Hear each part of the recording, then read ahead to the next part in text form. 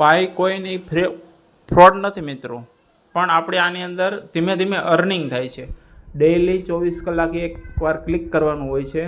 આ ગ્રીન જે છે ને એની ઉપર ત્યાં વાઇટ થઈ જાય.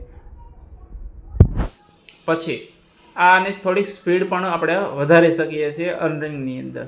તો એ પણ કઈ રીતે વધે એ બધી વસ્તુ આજે તમને સમજાવવાનો છું.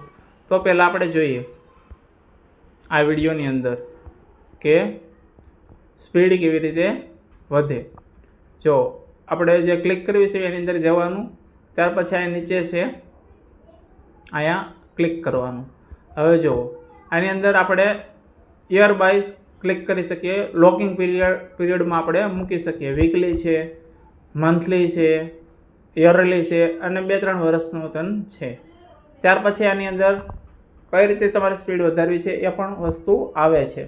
તો આ રીતે તમને આની અંદર ક્લિક કરો અને તમારે આમાં લોકિંગ પીરિયડની અંદર થોડોક ટાઈમ મૂકી દેવાના, એટલે આની અંદર થોડીક સ્પીડ પણ આપણી વધે. મેં તમને બતાવ્યું એ પ્રમાણે.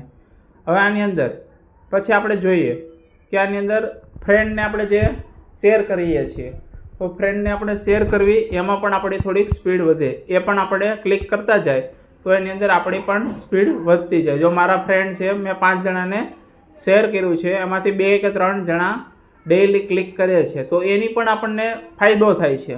આની અંદર જેમ જેમ આપણે શેર કરીએ અને આપણે મિત્રોને શેર દેતા જઈએ એમ આપણને પણ થોડોક ફાયદો થાય છે. મેં તમને પહેલાં બતાવ્યું હતું એ પ્રમાણે. આની અંદર KYC પણ વ્યવસ્થિત રીતનું થઈ જાય છે. આની હમણાં થોડાક દિવસ પહેલાં 100 રૂપિયા પ્રાઇસ હતી અને આની 250 રૂપિયા પણ પ્રાઇસ ગયેલી છે એક પાઈની. તો એ પ્રમાણે આપણને પૈસા મળે. તો 2-3 દિવસે એક પાઈ થઈ જાય તો આપણને 100 રૂપિયા કે 50 રૂપિયા અત્યારે ભાવ ચાલે છે, તો 50 રૂપિયા આપણને ફ્રી ઓફ આપણને કોણ આપવાનું છે મિત્રો? તો આ રીતની આપણે આની અંદર ધીમે ધીમે અર્નિંગ કરી શકીએ છીએ. તો આ વિડીયો કેવો લાગ્યો એ મને જણાવજો.